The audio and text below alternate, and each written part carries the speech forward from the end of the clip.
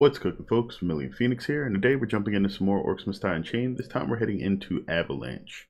Avalanche is one of the oldest maps in the game, as far as I'm aware. It's existed since I started playing the game, and I actually have some really old videos of me playing Cygnus on this before a ton of changes had taken place. So we're going to revisit it today and see just how well old man Cygnus can actually handle this now. I assume it'll be somewhat okay. It'll suffer from a few issues now. They've broken the ability to single path this map for the left 3 lanes, these two, and then this one up here. You can join these two, and you can make them move in. I'm sorry, no, I'm actually wrong. You can single path it for these 3 lanes, but it becomes everybody moving to a much closer checkpoint than being able to get them to walk all the way over to where the right lane is. That made it so that slower characters had a much easier time dealing with this map. Not so much the case now, and it's mainly because you can't block off the left entrance to the rift. But that said, there's still some interesting things we can do here. Let's go ahead and see if we can get them set up. We want to burn everything. Fire damage is going to be super nice here, just because everything is weak to fire. They're ice affinity, so they're going to freeze you if you get hit. You'll notice the chilled status effect, and eventually you're getting frozen if you get hit too many times. But also they're going to take all of that bonus damage from fire due to possessing that affinity. So Spitfire and Floor Scorcher are going to be super nice. You can bring Brimstone if you want. It's really not too necessary if you have Viscous Tar. The Floor Scorcher should be able to pick up the slack there. But if not, feel free to sprinkle some Brimstone around. Right now for me, this trap slot is pretty much variable. I can bring some extra wall traps, or I can bring something else to put on the floor in between the Spitfires or Floor Scorchers. That's really up to you if you have a similar level of progression as far as your account goes to me.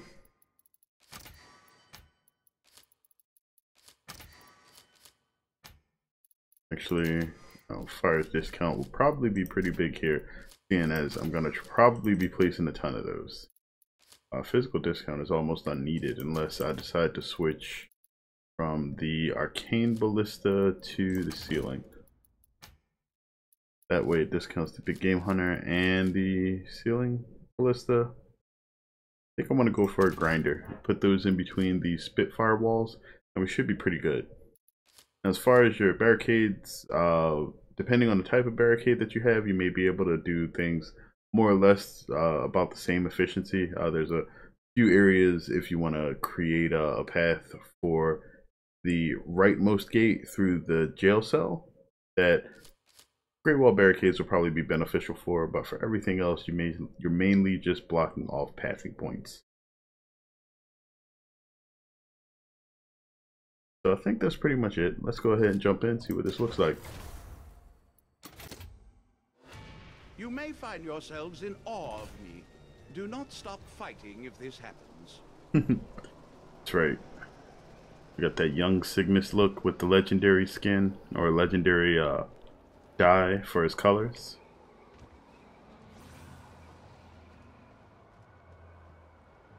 So Rift Lord always starts off with the rightmost gate.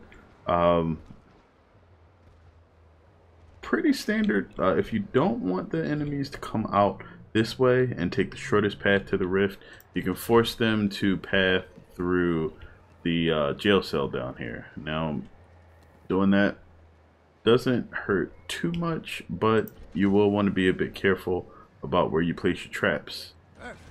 You'll get a lot of mileage out of anything that is going this way. Just like old times. That goes there.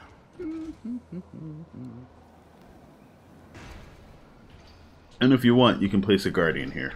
The enemy has opened a minion portal. Howdy, y'all. Alright, we get a Dwarf Priest. Dwarf Priest shouldn't activate anything until we actually get to a point where he's taking damage. Like this. You want to be careful and make sure that you don't give him too much room to do anything crazy.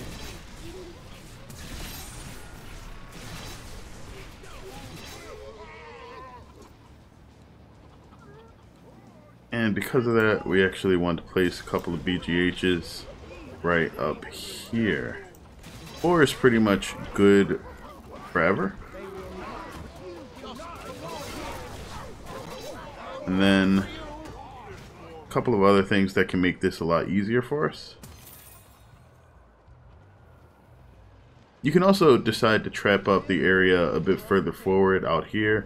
Personally, I don't think it's that big of a difference.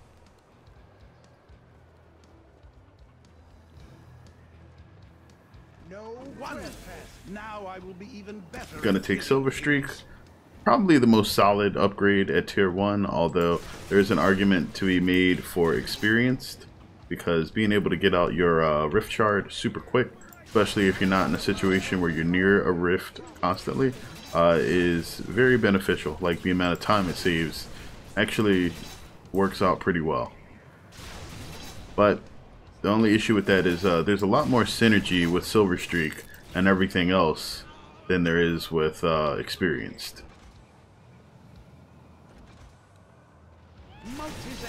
But that's usually the sort of situation that you run into when characters are modified after their initial creation.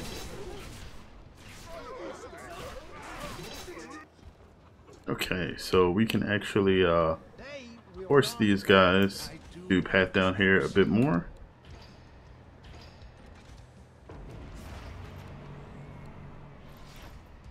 And we'll do something like that. And then they get the path back up. Now we're going to save the rest of our coin so that we can actually set some things up on the left side. They open it this way, and that actually makes the 2 most difficult gates for you to defend against open the earliest. The top 2 actually can just funnel into each other, and you can actually have them funnel in the areas that the the second gate on the far left actually runs into as well. So it's not the worst thing that they can do to you, but it is time to run. I'm gonna spend a bit of coin to drop another stable hand here, because Cygnus is just not that fast.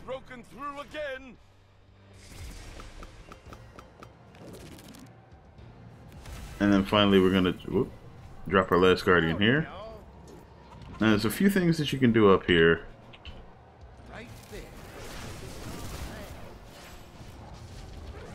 The first one is make use of the fact that I'm completely overpowered and murder this mercenary.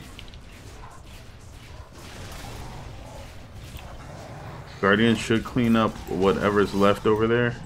That was me getting frozen. Alright, and then from here, this is actually a full square, even though it's partially kind of a run over with everything else that's over there. We're going to burn everybody that comes around there, and then slow them a bit more here. For the upgrade, I'm going to take Paternal Instinct, and then we're going to get another one of these situations. Now, we don't have the ability to actually toss up any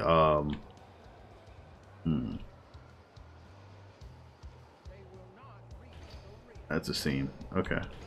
That's fine. Would it be best to do... Probably is.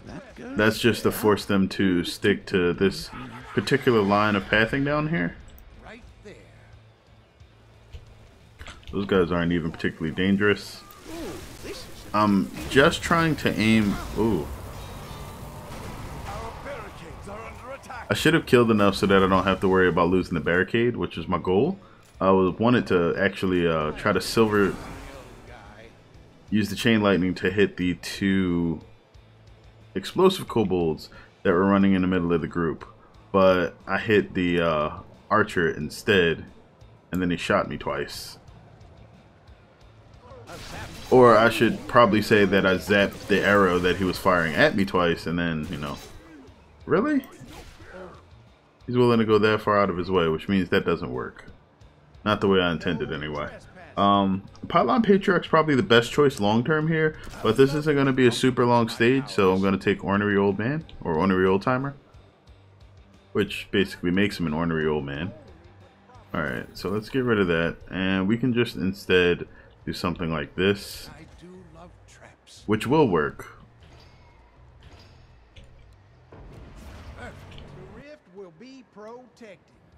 Alright, and now we want to get ready to go towards the center here. Important thing, block this off. As long as this is touching this ice block and pole, you can use 2 barricades here or just 1 Great Wall. It will prevent any enemies from being able to walk through there, which is really good, especially later on. Generally, I like to force the enemies here to hug a wall, and then eventually they'll come back. We want to have these guys forced to walk in a similar way as well.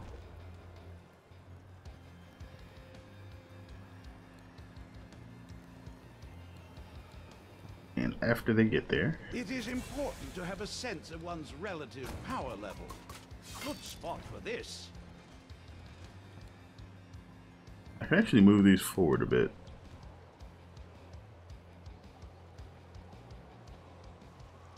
No, there's still going to be that one orc that's going around. What is that?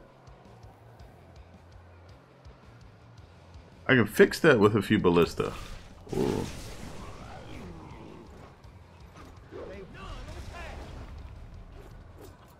But I'm not going to worry about it too much yet. I still have enough time to run around here. Get this started. One of the most important things here, though, is block this off. The corner just needs to be where the rope is, but these have to touch. Unstable rift is opening. Quick, destroy it. That unstable rift should be in this little alcove here. There's no way that I've been able to find to actually put a BGH ballista in there, so if you ever see an unstable rift there, you have to take care of it yourself. No questions.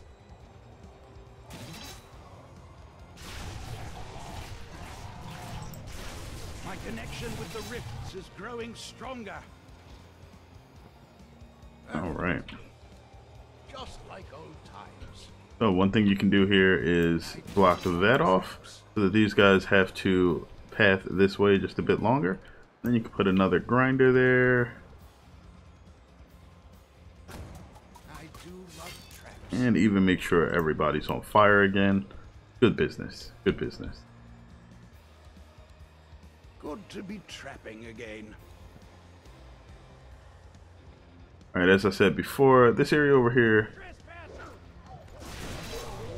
is going to be one of the tougher ones to deal with, just because you have very weird space to work with. You can't absolutely guarantee that the enemies are going to funnel the way you want.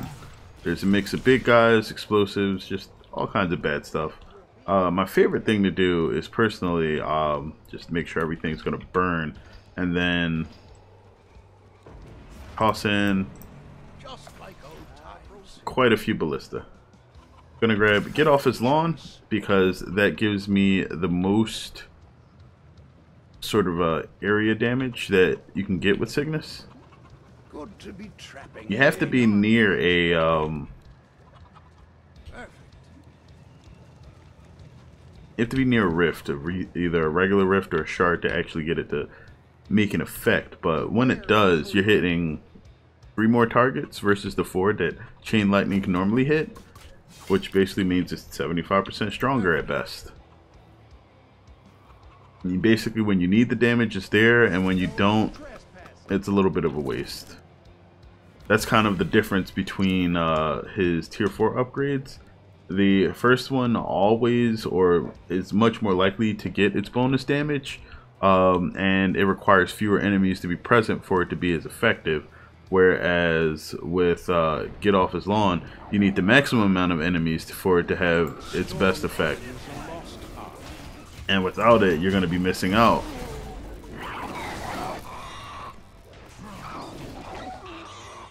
Then with Maniacal Master, it's pretty much best situation 100% of the time. Which is why a lot of people like to take that one. It's really good, especially since Cygnus doesn't effectively have any stuns or slows otherwise. So it's a really good choice. And because of the fact that you can easily target and hit basically anything with the lightning, it's just a extremely solid choice. You basically have an on-demand stun that fires at anything that you can see.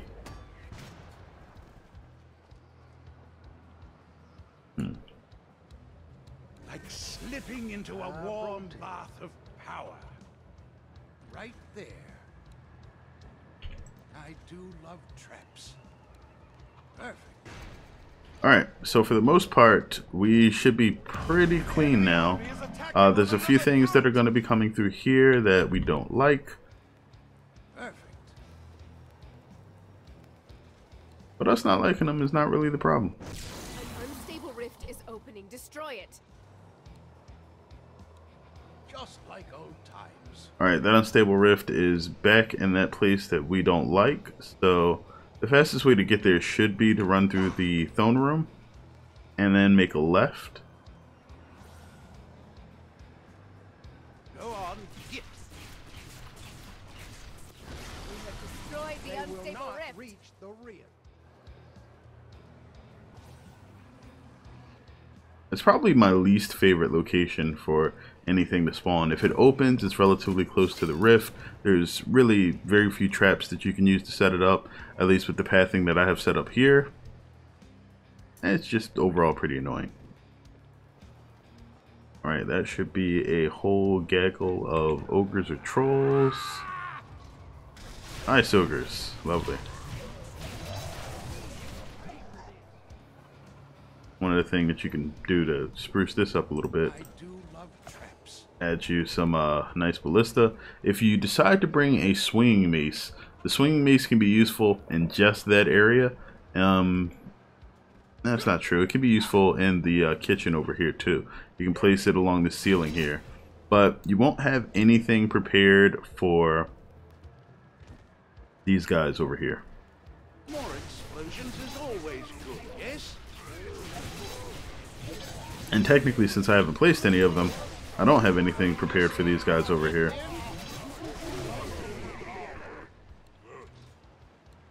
But I do love traps. there we go. I'll still want to put a bit more burning stuff out there on the docks, but for the most part, this is starting to come together. By the next 2 waves, the lane should be basically fully automated. But again, this map, not very long.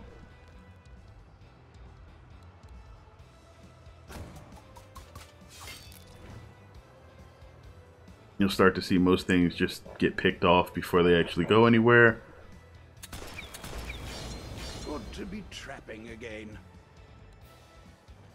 And if you have the coin, you can actually put some more traps going across here. The enemies will be walking into it eventually. The damage here from the grinders will fatigue after a bit, so you do want to watch something like this lane here.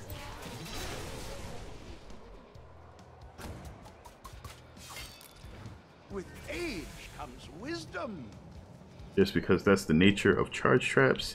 They will get used up and then reduce their DPS for the lane for a little bit. And as soon as that cooldown is done, they get all of that damage back, and then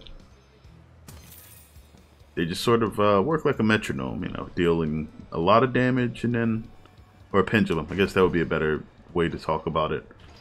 Let you know they sway to dealing a whole bunch of damage and then not so much. Back and forth. Nice ebb and flow of damage. Watch out! An unstable rift is opening. Get to So it and this destroy one it. you can set up to be shot, I believe, by placing a couple over here, but it's really not worth it. And And our heroes destroyed the unstable rift. there's a couple of items that you could even bring that will help you get to that one if you decide to bring a teleport ring. If your character's particularly slow, then you can use that to go back to the main part,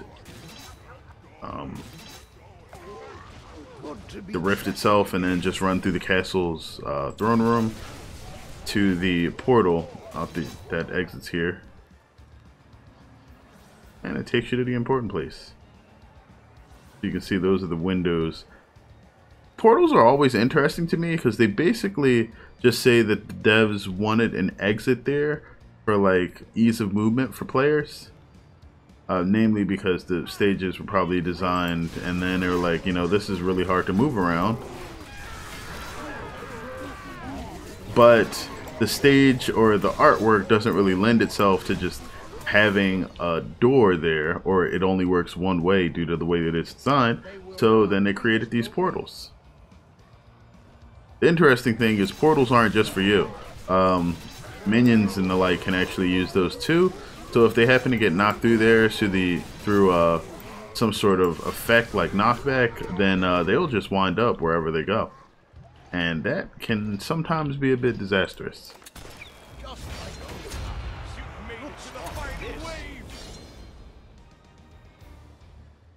One of the things that I didn't do here was completely dump all the ballistas here. I could. It must be destroyed. Now that unstable rift, I don't think I'll be able to have shot automatically. There's really nothing you can do to set this up here. So the unstable rift has been destroyed. Yep, nothing there. So that's 2 unstable rift locations that you can't automate. They've summoned a boss minion. Iceberg is gonna get wrecked. I don't even have to worry about him.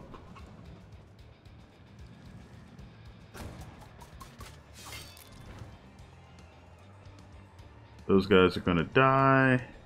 I can actually probably kill Iceberg before he gets to the traps.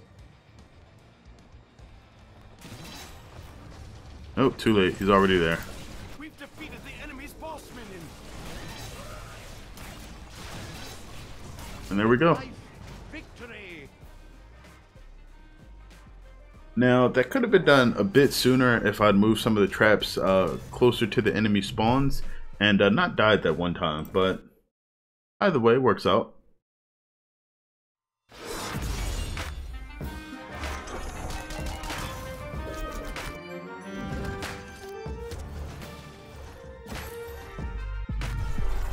Another chaos key. I think when I start streaming on YouTube in the near future, that is probably one of the things that I'll be doing. Just tossing up the chaos keys and seeing what happens.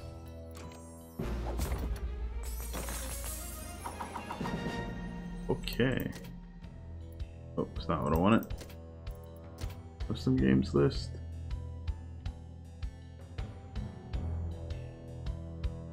Nothing. Okay. Either way, Avalanche, still a pretty solid map, though the changes that they've made make it one of the more difficult ones, especially since there's an endless mode of it now. And where is it? Here. Yep. And I think that actually makes this tied for one of the most difficult endless maps, along with, in my opinion, Frostbite. Frostbite is actually pretty tough, just due to the way that the lanes are set up. That's as far as getting 25 waves. If you just need the hero boxes, get the wave 6, go ahead and lose. But we'll be moving on with Cygnus to the castle gates. The castle gates are actually pretty solid.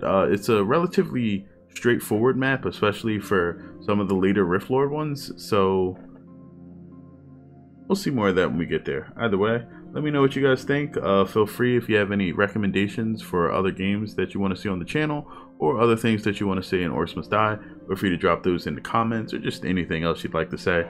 But either way, thanks as always for tuning in. I sincerely appreciate it. Channel wouldn't be anything if you guys weren't here, and I always appreciate the comments and just everything that you guys do every day. And until next time, as always, take care of yourselves and have a good one, folks.